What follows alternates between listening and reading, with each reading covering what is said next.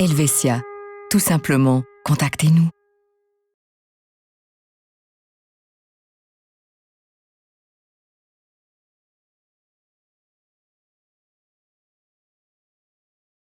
Comment fonctionne une caisse de pension? Le système suisse de prévoyance se fonde sur 3 piliers. Le premier pilier, AVS-AI, représente la prévoyance étatique. Cette dernière a vocation à couvrir les besoins vitaux. Le deuxième pilier, la prévoyance professionnelle, doit permettre de maintenir le niveau de vie habituel de manière appropriée. Le troisième pilier, la prévoyance privée facultative, doit couvrir les besoins individuels complémentaires. En règle générale, on part du principe que les rentes du premier pilier et de la partie obligatoire du deuxième pilier représentent environ 60% du revenu perçu avant la retraite. Aujourd'hui, nous allons nous intéresser au deuxième pilier, plus communément appelé caisse de pension. Connaissez-vous le fonctionnement d'une caisse de pension? Nous répondrons à cette question dans quelques minutes. L'entreprise et son personnel, c'est-à-dire les salariés, sont deux acteurs majeurs de la prévoyance professionnelle. Le rapport de travail entre l'entreprise et le salarié est régi par un contrat de travail. En règle générale, l'entreprise doit assurer ses salariés auprès d'une institution de prévoyance du deuxième pilier. Dans cette optique, l'entreprise peut elle-même fonder une institution de prévoyance ou s'affilier à une institution existante.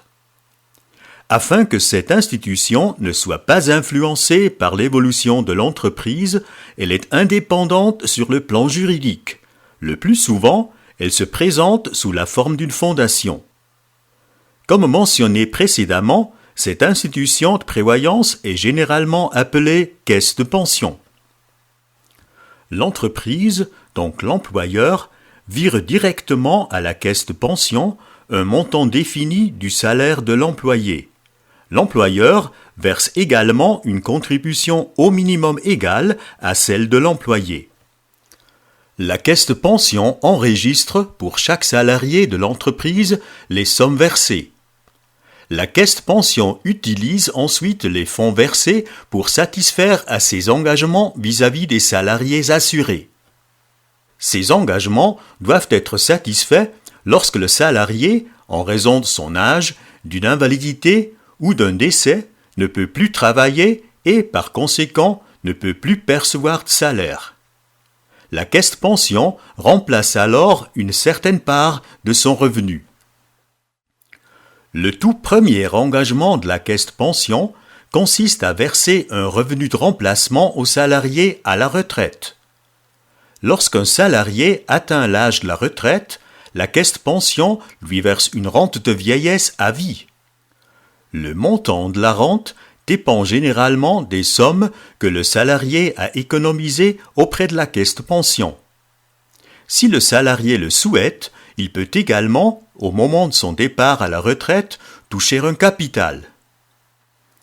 La caisse de pension doit respecter 2 autres engagements envers le salarié.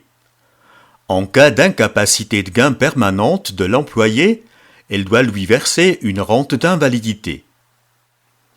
En cas de décès du salarié, la caisse de pension doit verser une prestation appropriée aux survivants bénéficiant d'une obligation d'assistance. Dans ce cas, on parle alors de rente de veuve et d'orphelin.